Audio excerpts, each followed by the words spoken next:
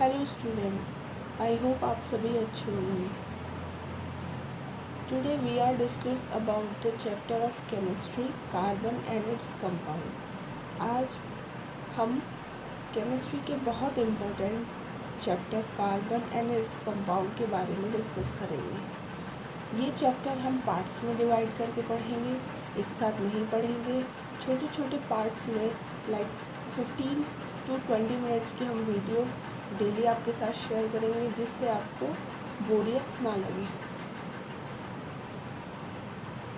अब बात आती है कि हम लोग कार्बन के बारे में ही क्यों पढ़ रहे हैं और कार्बन है क्या, इसके बारे में इतने डेप्थ में पढ़ने की ज़रूरत क्या है।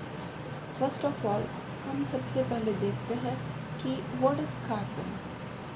जैसा कि हम सभी को पता है, कार्बन एक एलिमेंट है, ये नॉन मेटल है और इसका सिंबल C होता है और पीरियोडिक टेबल में इसका एटॉमिक नंबर 6 है एंड इसका इलेक्ट्रॉन कन्फिग्रेशन 2 and 4 है और ये ग्रुप 14 में लाई करता है, इसलिए ग्रुप 14 को कार्बन फैमिली भी बोला जाता है। अब बात आती है कि why are we study carbon. ऐसा क्यों है कि हम कार्बन की स्टडी कर रहे हैं और बहुत सारे एलिमेंट हैं, मेटल्स हैं, नॉन मेटल्स हैं, जिनके बारे में हम बात कर सकते हैं, लेकिन बात सिर्फ कार्बन के बारे में ही क्यों हो रही है।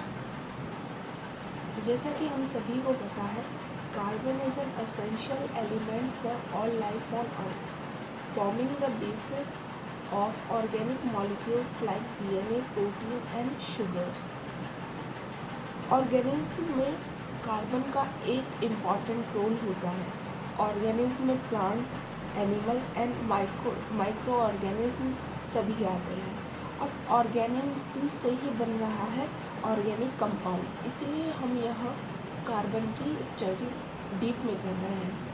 नेक्स्ट हमारे मन में क्वेश्चन आना चाहिए कि when will the compound be build, कब कंपाउंड बनता है।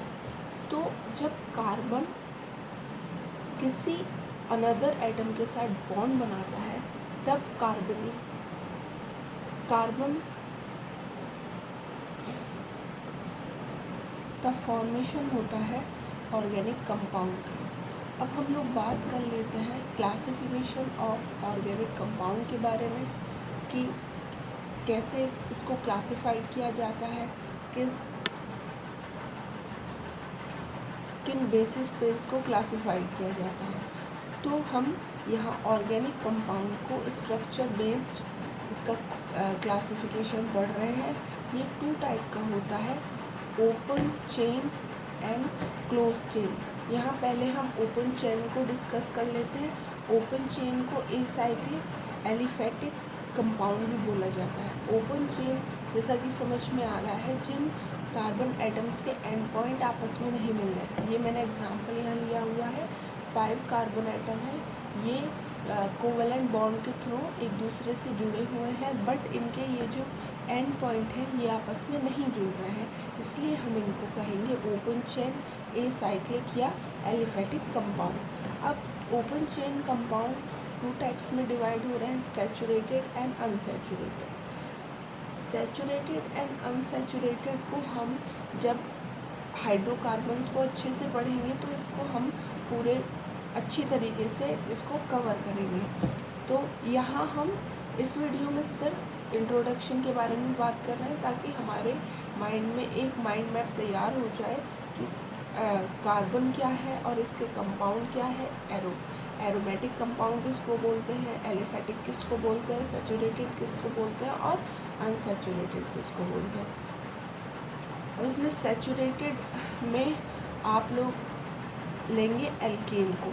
एल्केन का मतलब है जब कार्बन एटम सिंगल बॉन्ड के थ्रू जुड़े होते हैं तो उन बने हुए कंपाउंड्स को हम लोग कहेंगे एल्केन। जैसे इसका एक जनरल फार्मूला है CnH2n+2। इसके एग्जाम्पल हो जाएंगे मिथेन एंड इथेन। सेकंड है अनसैचुरेटेड। अनसैचुरेटेड कंपाउंड को 2 पार्ट्स में डिवाइड किया है, एल्कीन एंड एल्काइन। जब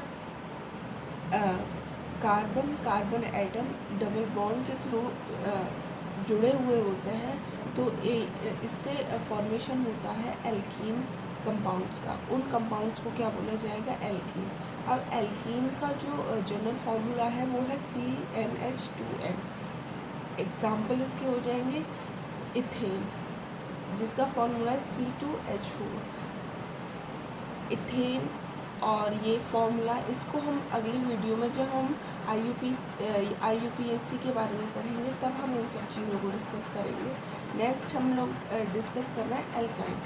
जैसा कि हम देख पा रहे हैं, जब कार्बन कार्बन ट्रिपल बॉन्ड के थ्रू कनेक्ट होते हैं, कंटेन होते हैं, तब हमें क्या मिलता है? एल्काइन मिलते हैं। इसका जनरल फॉर्मूला है CnH2n-2। इसके सबसे इम्पोर्टेंट और बहुत आइडेंटिकल एग्जाम्पल है मिथाइल ग्रुप। यहाँ हम छोटी सी ट्रिक है जिसके थ्रू हम समझ सकते हैं कि व्हाट इज़ एल्काइल। एल्काइल को कैसे और समझा जा सकता है अगर हमने एल्केन को पढ़ लिया है।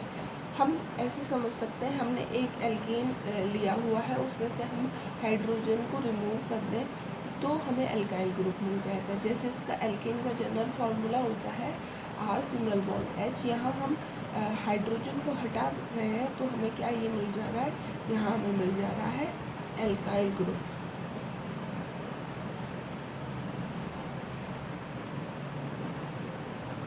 इसके एल्काइल ग्रुप के एग्जाम्पल हैं मिथाइल एंड इथाइल।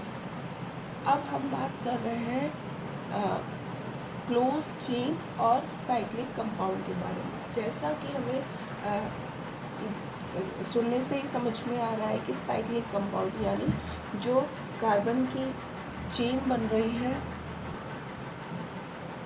जब कार्बन कार्बन एटम एक साइक्लिक चेन के थ्रू जुड़े होते हैं, दैट मीन्स कि जिनके एंड पॉइंट आपस में जुड़े हुए होते हैं, तो वो कैसे होते हैं? साइक्लिक कंपाउंड होते हैं। तो इसमें हम 2 टाइप्स के साइक्लिक कंपाउंड्स को डिस्कस कर रहे हैं। फर्स्ट है एलिसाइक्लिक कंपाउंड एंड सेकंड है एरोमेटिक कंपाउंड। एलिसाइक्लिक कंपाउंड कैसे होते हैं?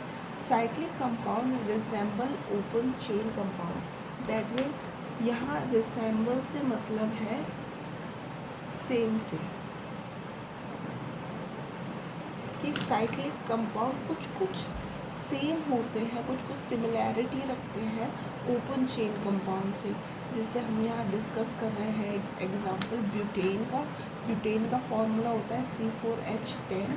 ये इसका फॉर्मूला है। इसमें से मैं एक हाइड्रोजन को रिमूव कर दे रही हूँ, तो जो मेरे पास स्ट्रक्चर आ रहा है उसको मैंने, उसके एंड पॉइंट्स को मैंने आपस में जोड़ दिया है, जिससे मुझे साइक्लोब्यूटेन मिल गया। दैट मीन्स ब्यूटेन मेरे पास था, उसमें से मैंने एक हाइड्रोजन कम करके उसके एंड पॉइंट्स को जोड़ दिया है।